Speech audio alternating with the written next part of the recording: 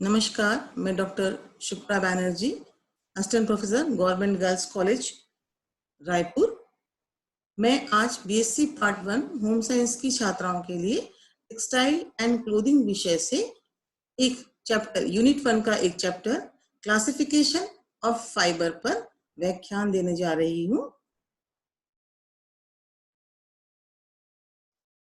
जैसा कि हम सभी जानते हैं, वस्त्र विज्ञान, वस्त्र क्या होता है? वस्त्र जो कि हम रोज की दिनचर्या में उपयोग में लाते हैं उसे हम वस्त्र कहते हैं और ये मनुष्य की मुख्य आवश्यकताओं में से एक है।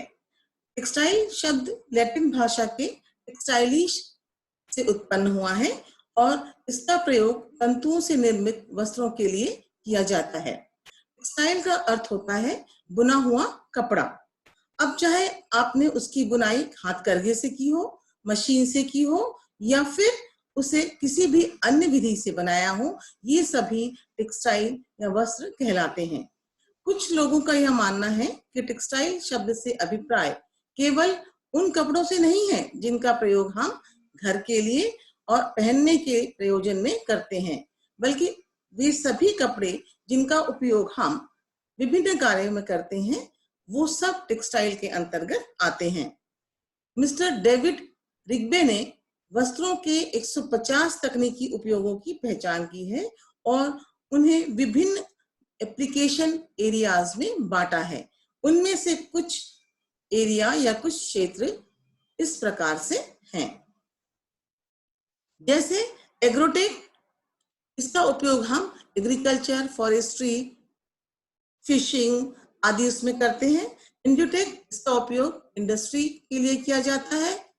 पेस्टेक पैकेजिंग और स्टोरेज के लिए होता है। बिल्टेक, बिल्डिंग और कंस्ट्रक्शन में जो टेक्सटाइल उपयोग किए जाते हैं वे होते हैं। मेडिटेक, हाइजीन और मेडिकल के क्षेत्र में। Protic, personal and property construction के लिए या प्रोटेक्शन के लिए जो होता है। जियोटेक, जियो टेक्सटाइल और इंजीनियरिंग के क्षेत्र में उपयोग में लाए जाते हैं। उसी तरीके से मोबिटेक, ये ट्रांसपोर्टेशन और कंस्ट्रक्शन में उपयोग में लाए जाते हैं। स्पोर्टेक, स्पोर्ट्स के क्षेत्र में उपयोग में लाए जाते हैं। Hometech, product use in home, घर में जो उत्पादक हम यूज करते हैं वो होते हैं। और इकोटेक मतलब एनवायरमेंट प्रोटेक्शन के लिए जिन टेक्सटाइल का उपयोग किया जाता है वे होते हैं। तो इस प्रकार से ये कुछ एरिया है, एप्लीकेशन एरिया है जहां पर कि हम टेक्सटाइल का उपयोग करते हैं। वस्त्र तंतु का अर्थ।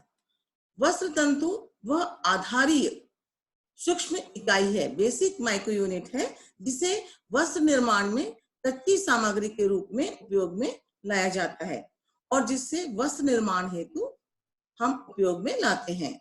वस्त्र निर्माण के लिए इन सभी तंतुओं में कुछ आवश्यक गुणों का होना आवश्यक होता है और इस प्रकार देखा जाए तो तंतु वस्त्र निर्माण प्रक्रिया का आधार होता है।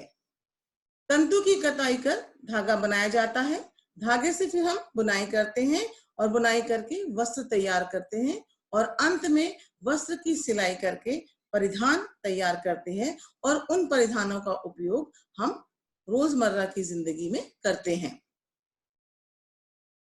अब यहाँ पर हम देखेंगे तंतु से वस्त्र निर्माण की प्रक्रिया। तंतु क्या होते हैं? ये हमें हमारी बेसिक यूनिट होते हैं जिनका उपयोग हम फैब्रिक कंस्ट्रक्शन में करते हैं।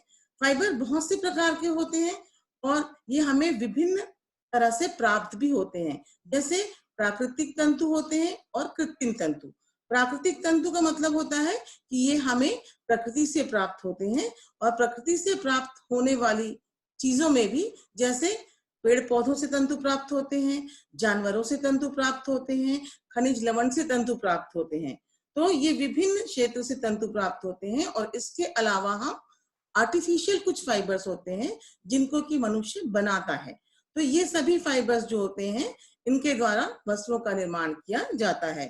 तो वस्त्र निर्माण की जो प्रक्रिया होती है उसमें हम तंतु लेते हैं, तंतु की हम कताई करते हैं, उसकी हम स्पिनिंग करते हैं, मतलब दो तंतुओं को आपस में मिलाकर उसमें हल्का सा ऐंठन या ट्विस्ट दिया जाता है और उसकी स्पिनिंग की जाती है जिससे कि हमें धागा प्राप्त होता है और इस धागे से फिर हम बुनाई करके वस्त्र बनाते हैं, वस्त्र प्राप्त करते हैं और इन वस्त्रों से फिर हम इनकी कटाई करके, सिलाई करके हम इनसे परिधान तैयार करते हैं। तो इस प्रकार तंतु से वस्त्र निर्माण की प्रक्रिया संपूर्ण होती है।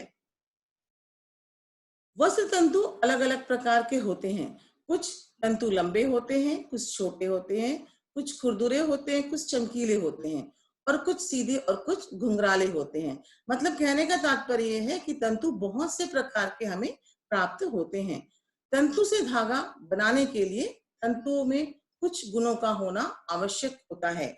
जैसे उनमें मजबूती होनी चाहिए, उनमें तनाव सामर्थ्य होना चाहिए, मतलब तनाव सहने की क्षमता होनी चाहिए, इलास्टिसिटी होनी चाहिए प्रॉपर, ताकि वो वीविंग के दौरान पड़ने वाले झटके को, खिंचाव को, तनाव को आसानी से सह सके। इनमें प्रत्यास्थता होनी चाहिए, इनकी पर्याप्त लंबाई होनी चाहिए, क्योंकि फाइबर जितने लंबे होंगे, उनकी लंबाई जितनी अधिक होगी, उनसे उतने ही उत्तम कोटि का वस्त्र तैयार किया जा सकता है।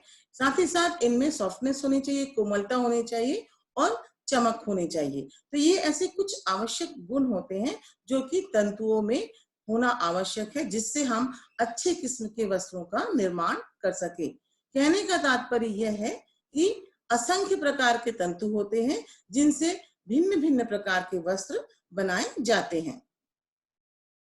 अब टेक्सटाइल के फील्ड में कुछ ऐसे शब्द होते हैं जिनका की उपयोग हम करते हैं और इन शब्दों के बारे में छात्राओं को या विद्यार्थियों को जानना आवश्यक होता है। इन शब्दों को हम कहते हैं टेक्सटाइल टर्मिनोलॉजी या पारिभाषिक शब्दावली। कुछ ऐसे टर्म्स होते हैं जिनका उपयोग हम टेक्सटाइल साइंस में करते हैं। जैसे तंतु, तंतु के लिए हम फाइबर, फाइबर का मतलब तंतु, ठीक है। उसी प्रकार से वस्त्र, टेक्सटाइल, पका हुआ कपास का फल जिससे हम कपास का रेशा प्राप्त करते हैं, उन्हें हम कहते हैं कोई या पॉड्स। कपास के बीज जिनके आसपास कपास का रेशा पाया जाता है, उसे हम कहते हैं बिनोले या कॉटन सीड। पिकिंग या चुनना, जब कपास के फल पक जाते हैं तो इनको चुना जाता है, वो प्रक्रिया कहलाती है पिकिंग। नेक्स्ट प्रोसेस होती है ओटना या गिनिंग। इसमें हम क्या करते हैं, कपास के रेशों को कपास के बीज से, बिनौलों से अलग करते हैं। इसके बाद एक ऐसी प्रक्रिया होती है जिसमें हम तंतुओं को साफ करते हैं, मतलब उसमें जो अशुद्धियां होती हैं उनको हटाते हैं। तो इसके लिए उसकी धुनाई की जाती है और ये प्रक्रिया कहलाती है कार्डिंग, कार्डिंग की प्रक्रिया। इसी तरह से एक और शब्द होता है कोम्बिंग या कंघी करना। इस प्रक्रिया के द्वारा या इसके द्वारा हम क्या करते हैं, छोटे और बड़े तंतुओं को अलग करते हैं। फिर ब्लेंडिंग या मिलाना, इसमें ब्लेंडेड फैब्रिक्स जैसे होते हैं जिनमें हम कुछ तंतुओं को आपस में मिलाकर वस्त्र तैयार करते हैं। तो ये प्रोसेस जो होती है वो कहलाती है ब्लेंडिंग की, मिलाने की प्रक्रिया। स्पिनिंग या कताई, इससे धागे का निर्माण किया जाता है। तो धागे के निर्माण की जो प्रक्रिया होती है उसे हम स्पिनिंग या कताई कहते हैं। फिर नेक्स्ट शब्द होता है फिनिशेस या परिसज्जा। वस्त्र जब बुनाई के बाद करघे से उतरता है तो उसे हम ग्रे गुड्स कहते हैं। मतलब इस समय वस्त्र जो होता है ऐसी स्थिति में नहीं होता इसे हम सीधे मार्केट में बेचने के लिए भेज दें, उसमें काफी गंदगी होती धूल गंदगी लगी होती है। तो इन सबको दूर किया जाता है और इसके लिए उस पर फिनिशिंग की जाती है। तो ये होती है परिसज्जा। लिनन के छोटे फाइबर्स जो होते हैं वो बहुत से, उनकी लेंथ जो होती है वो छोटे भी होते हैं और लंबे भी होते हैं। तो लिनन के जो फाइबर जिनकी लेंथ छोटी होती है, जो छोटे रेशे होते हैं, उन्हें हम टो कहते हैं, TOW, टो। उसी तरह से लिनन के लंबे रेशों को लाइन कहा जाता है, LINE, लाइन। नेक्स्ट जो शब्दावली के अंतर्गत आता है टर्म्स या शब्द, वो है सेरिकल्चर। सेरिकल्चर मतलब कीड़ों को पालना। जैसा कि हम जानते हैं सिल्क फैब्रिक, रेशम का तंतु जो होता है या वस्त्र जो होता है हमें, वो रेशम के कीड़ों से मिलता है। तो रेशम के कीड़ों को शहतूत के पेड़ों पर पाला जाता है। इसके लिए शहतूत की खेती की जाती है, उस पे उनको पाला जाता है और ये जो प्रक्रिया होती है वो कहलाती है सेरिकल्चर। इसके बाद है शेयरिंग। शेयरिंग मतलब काटना किसी चीज को। जैसे भेड़ जो होते हैं उनसे हमें ऊन की प्राप्ति होती है, तो भेड़ के शरीर से ऊन को या बाल को अलग करने की प्रक्रिया शेयरिंग कहलाती है। नेक्स्ट है फेल्टिंग या जमाना। इस फिनिशिंग का उपयोग, ये एक तरह की फिनिशिंग है, ये एक तरह से फैब्रिक कंस्ट्रक्शन की मेथड है जिसका उपयोग हम ऊन के लिए करते हैं। इसमें हम क्या करते हैं, एक निश्चित तापमान, दबाव और नमी में ऊनी रेशों को एक दूसरे के ऊपर जमाया जाता है जिससे फेल्टिंग फैब्रिक तैयार होता है। तो ये प्रक्रिया फेल्टिंग कहलाती है। नेक्स्ट है डीगमिंग। डीगमिंग मतलब गोंद को हटाना। जैसा कि हम जानते हैं सिल्क फाइबर हमें सिल्क वर्म से प्राप्त होता है और सिल्क वर्म जो होते हैं वह अपने मुंह के सामने दो ग्रंथियां होती है जिसमें से एक लसलसा सा चिपचिपा पदार्थ स्रवित करते हैं जो अपने शरीर के चारों ओर लिपटता है और हवा के संपर्क में आकर सूखकर कड़ा हो जाता है। इसमें एक प्रकार का गम भी होता है, सेरिसिन कहते हैं जिसे हम, जिससे इसके दोनों रेशे आपस में चिपके या जुड़े रहते हैं। तो इन गोंद जो होते हैं, इन दोनों रेशों के बीच का जो गोंद होता है, उस गोंद को हटाने की प्रक्रिया जो होती है वो डीगमिंग कहलाती है। फिर है नेक्स्ट यार्न नंबर। सूत्र क्रमांक या यार्न नंबर, इससे हम धागे की महीनता को नापते हैं। मतलब कोई भी धागा कितना फाइन है ये हमें उसके यार्न नंबर से पता चलता है। Yarn count. यार्न काउंट का मतलब होता है प्रति इंच कपड़ों में धागों की संख्या। मतलब 1 इंच कपड़ा है उसमें वार्प और वेफ्ट कितने धागे यूज किए गए हैं उसको जानने के लिए हम यार्न काउंट शब्द का उपयोग करते हैं। फिर है टेंटरिंग। टेंटरिंग का मतलब होता है जब हम वीविंग करते हैं, बुनाई करते हैं, उसमें विभिन्न प्रकार की परिसज्जाएं करते हैं, तो जो फैब्रिक होता है उसकी लेंथ और उसकी विड्थ, लंबाई चौड़ाई में कुछ असमानता हो जाती है, तो उसको ठीक करने की जो प्रक्रिया होती है, फिनिशिंग होती है, वो टेंटरिंग कहलाती है। नेक्स्ट है थर्मोप्लास्टिक फाइबर। कुछ ऐसे फाइबर्स होते हैं जो कि ताप सुनम्य होते हैं, मतलब ताप से प्रभावित होने वाले जो रेशे होते हैं उन्हें हम थर्मोप्लास्टिक फाइबर कहते हैं। स्टॉक डाइंग, ये रंगाई की बहुत सी प्रक्रियाएं होती हैं, उनमें से एक प्रक्रिया होती है स्टॉक डाइंग। इसका मतलब होता है तंतु की अवस्था में रंगाई। जब हम फाइबर प्राप्त करते हैं उसी स्टेज में हम उसको डाई करते हैं, रंगते हैं, तो वो स्थिति कहलाती है स्टॉक डाइंग। नेक्स्ट है स्कीन या लच्छियां बनाना। लच्छी, अब जैसे हम सूत बनाया, हमने सूत कॉटन का वो बनाया, ठीक है, रेशा प्राप्त किया, उनसे हम उनकी लच्छियां बनाते हैं। तो और इन लच्छियों को फिर हम आगे फैब्रिक कंस्ट्रक्शन के लिए भेजते हैं। तो वस्त्र तैयार करने के लिए सूत की लच्छियां तैयार करने की जो प्रक्रिया होती है उसे हम स्कीन कहते हैं। नेक्स्ट है डोप डाइंग। जो मैनमेड फाइबर होते हैं, मानवकृत तंतु होते हैं, उन सभी तंतुओं को बनाने में एक थिक सॉल्यूशन का हम यूज करते हैं और उस थिक सॉल्यूशन को हम, घोल को हम स्पिन रेट में से निकालते हैं। तो मानवकृत तंतुओं को स्पिन रेट में से निकालने के जो पूर्व की क्रिया होती है उसे हम डोप डाइंग कहते हैं। नेक्स्ट है यार्न डाइंग। मतलब जब हम फाइबर से स्पिनिंग करके उससे यार्न तैयार कर लेते हैं, सूत्र बना लेते हैं, उसके बाद उस सूत की जो रंगाई होती है उसे हम यार्न डाइंग कहते हैं। Piece dying. पीस जैसे कि नाम से ही आप समझ सकते हैं कि यार्न हमको मिल गया, धागा हमको मिल गया, उसके बाद हमने उसकी बुनाई की और बुनाई करके हमने उससे कपड़ा तैयार कर लिया, ठीक है, वस्त्र तैयार कर लिया। तो सूत्रों से वस्त्र बनने के बाद जो रंगाई की जाती है उसे हम पीस डाइंग कहते हैं। नेक्स्ट प्रोसेस है या नेक्स्ट जो टर्मिनोलॉजी का दूसरा शब्द है वो है सेपोनिफिकेशन या साबुनीकरण। इसमें हम वसा और क्षार, फैट और अल्कली के द्वारा साबुन का निर्माण करते हैं। ये प्रक्रिया सेपोनिफिकेशन कहलाती है। अब हम देखेंगे तंतुओं का वर्गीकरण, क्लासिफिकेशन ऑफ फाइबर। वस्त्र उद्योग में कई विभिन्न प्रकार के तंतुओं को कच्चे माल के रूप में उपयोग में लाया जाता है। अधिकांश से कपड़ा बनाने में जो तंतु प्रयोग में आते रहे हैं वे सारे हमें नेचुरल फॉर्म से, नेचुरल सोर्स से प्राप्त होते थे और कई तंतु तो अति प्राचीन काल से भी उपयोग में लाए जा रहे हैं और अभी भी अपने मूल नाम से ही पहचाने जाते हैं। 20वीं सदी में वस्त्र विज्ञान के अंतर्गत काफी प्रगति हुई। आधुनिक समय में दिन प्रतिदिन नए नए तंतुओं का उत्पादन और परीक्षण किया जा रहा है।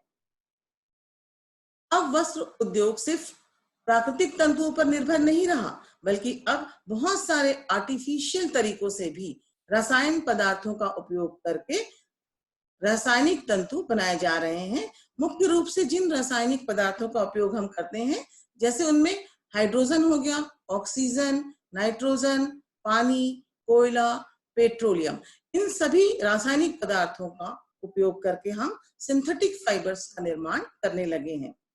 इन रेशों को निश्चित तापक्रम पर स्थिर किया जाता है और इन्हें थर्मोप्लास्टिक फाइबर के रूप में बनाया जाता है।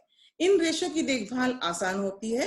तंतुओं की प्राप्ति के स्रोत के आधार पर, मतलब जिन जिन सोर्सों से ये हमें मिलते हैं उनके आधार पर इन्हें मुख्य रूप से दो भागों में बांटा गया है या विभक्त किया गया है। कुछ रेशे हैं जिनका मूल सोर्स या मूल स्रोत जो है वो प्रकृति है, नेचर है, जबकि कुछ तंतु जो होते हैं वो आर्टिफिशियल मेथड से तैयार किए जाते हैं। क्लासिफिकेशन ऑफ फाइबर में हम इस स्लाइड में देख रहे हैं, जो टेक्सटाइल फाइबर होते हैं, जो वस्त्र तंतु होते हैं, वो मुख्य रूप से दो प्रकार के होते हैं। नेचुरल फाइबर, प्राकृतिक तंतु, आर्टिफिशियल फाइबर, कृत्रिम तंतु।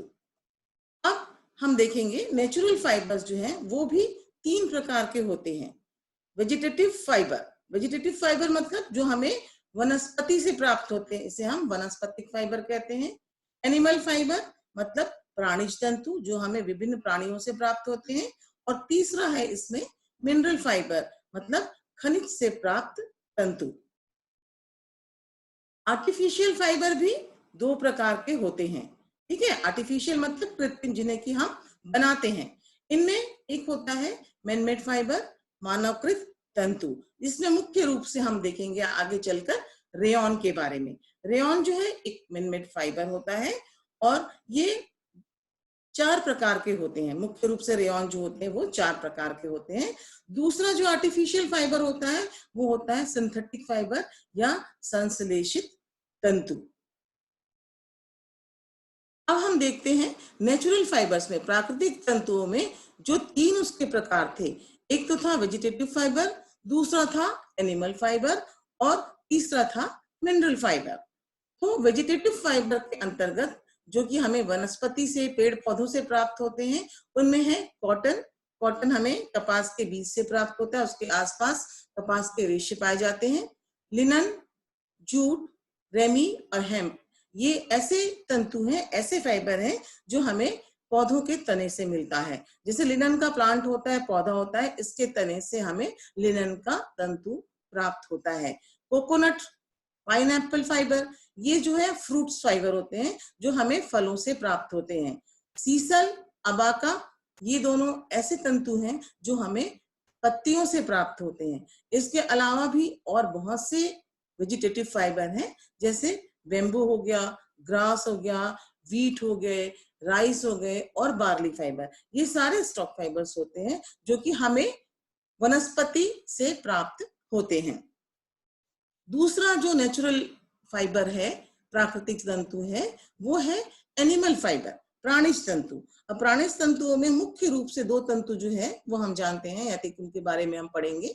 वो है रेशम या सिल्क, जो कि हमें रेशम के कीड़ों से प्राप्त होता है, और दूसरा है ऊन, वूल, ठीक है। ये हमें भेड़ से मिलता है। भेड़ के अलावा ये हमें कैमल हो गया, रैबिट हो गया, ऊंट, खरगोश, बकरी, अंगोरा बकरी, इनसे हमें ऊन का रेशा प्राप्त होता है। और तीसरा जो प्राकृतिक तंतु है, नेचुरल फाइबर है, वो खनिज लवणों से प्राप्त होता है। जैसे एस्बेस्टास हो गया, गोल्ड हो गया और सिल्वर। इनसे भी हम, आप जानते हैं, देखे होंगे आपने कि गोल्ड के जरी के जो काम होते हैं सिल्वर और गोल्ड जरी से किया जाता है। तो ये सारे जो होते हैं वो मिनरल फाइबर्स की कैटेगरी में आते हैं। आर्टिफिशियल फाइबर या कृत्रिम तंतु। कृत्रिम तंतु दो प्रकार के होते हैं। एक है मैनमेड फाइबर, मानवकृत तंतु, और दूसरा है सिंथेटिक फाइबर या संश्लेषित तंतु। मैनमेड फाइबर जो होते हैं उसके अंतर्गत रेयॉन होते हैं, और रेयॉन चार प्रकार के होते हैं: nitrocellulose rayon, viscous rayon, acetate rayon और क्यूप्रामोनियम रेयॉन। उसी तरह से सिंथेटिक फाइबर जो संश्लेषित तंतु होते हैं उनके अंतर्गत आते हैं नायलॉन, ऑर्लॉन, डेक्रॉन, पॉलिएस्टर और एक्रेलिक। अब हमने पिछले स्लाइड्स में देखा कि हमें बहुत से प्रकार के तंतु जो होते हैं वो प्राप्त होते हैं अलग अलग क्षेत्र से। कुछ नेचुरल फॉर्म में होते हैं, कुछ आर्टिफिशियल फॉर्म में होते हैं, कुछ को हम बनाते हैं, ठीक है। तो इस तरह से हर तंतु के अपने कुछ गुण होते हैं और उन्हीं गुणों के आधार पर हम उनका वस्त्र के रूप में निर्माण करते हैं। या हम ये कह सकते हैं कि तंतुओं में वस्त्र निर्माण की प्रक्रिया से गुजरने के लिए कुछ गुणों का होना आवश्यक होता है। यदि ये गुण उन तंतुओं में नहीं पाए जाएंगे तो उनसे वस्त्र का निर्माण करना मुश्किल हो जाएगा। इसलिए हर तंतु के अपने कुछ गुण होते हैं। इन गुणों को भी हम दो भागों में बांटते हैं, भौतिक गुण और रासायनिक गुण। ठीक है, तो वस्त्र तंतु जो होते हैं वस्त्र निर्माण का आधार होते हैं और सभी कपड़े तंतुओं से ही बनते हैं। हर तंतु के अपने अलग अलग गुण होते हैं और वस्त्र निर्माण के लिए प्रत्येक तंतु में इन आवश्यक गुणों का होना आवश्यक होता है या अनिवार्य होता है। सर्वप्रथम तंतुओं को यंत्रों और रासायनिक विधियों द्वारा धागे में परिवर्तित किया जाता है। ठीक है, जो फाइबर हमारे पास होते हैं उन्हें सबसे पहले हम क्या करते हैं, विभिन्न प्रकार के उपकरण लेते हैं, यंत्र लेते हैं और कुछ मेथड्स, केमिकल मेथड्स का प्रयोग करते हैं और उसके द्वारा हम इन तंतुओं को धागे में बदलते हैं। फिर बुनाई की विधि का प्रयोग करके हम इससे वस्त्र निर्माण करते हैं। जैसा फैब्रिक हमें चाहिए होता है उसके अनुसार हम धागा लेते हैं और उसी के अनुसार हम बुनाई की विभिन्न विधियों का प्रयोग करते हैं और प्रयोग करके वस्त्र का निर्माण करते हैं। और तैयार कपड़े में भी प्रक्रियाओं द्वारा कुछ खास प्रक्रियाएं होती, कुछ खास परिसज्जाएं होती, फिनिशिंग होती है, जिनके द्वारा कि जो गुण उस फैब्रिक में नहीं होता उन गुणों को भी हम उस फिनिशिंग के द्वारा उसमें उत्पन्न करते हैं। वस्त्र तंतुओं में पाए जाने वाले आवश्यक गुणों को हम दो भागों में विभाजित कर सकते हैं, भौतिक गुण और रासायनिक गुण। भौतिक गुण और रासायनिक गुण। भौतिक गुण वो होते हैं जिन्हें हम देख सकते हैं, छूकर पहचान सकते हैं, जैसे तंतुओं की संरचना। तंतुओं की संरचना कैसी है इसके देखने के लिए हम माइक्रोस्कोप का यूज कर सकते हैं और उसकी सहायता से हम देख सकते हैं कि तंतु किस प्रकार के हैं।